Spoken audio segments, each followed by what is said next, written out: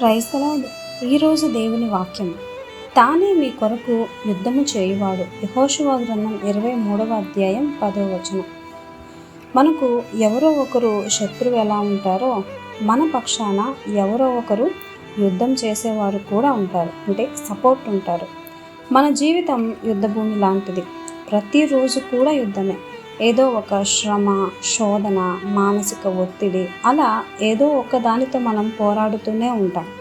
అయితే యేసు ప్రభు మనకు మాదిరి చూపడానికే లోకమనే యుద్ధభూమిలోనికి వచ్చి తన జీవితకాలం పుట్టుక నుండి మరణం వరకు మనుషులతో, అపవాదితో యుద్ధం చేసి గెలిచి పరలోకం వెళ్ళారు.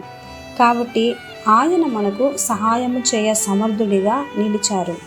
సో మన శక్తి, మన బలం ఏ విషయంలోనూ సరిపోదు. కాబట్టి నీవు గనుక దేవుడిని ఆశ్రయిస్తే ఆయనే నీ కొరకు యుద్ధం చేస్తాడు. నీ వ్యతిరేక పరిస్థితులు నీకు తెలియకుండానే అనుకూలమవుతాయి. నీ పగవారు నీ యొద్ద నుండి పారిపోతారు. నీ శోధనలో నీవు కాపాడబడతావు.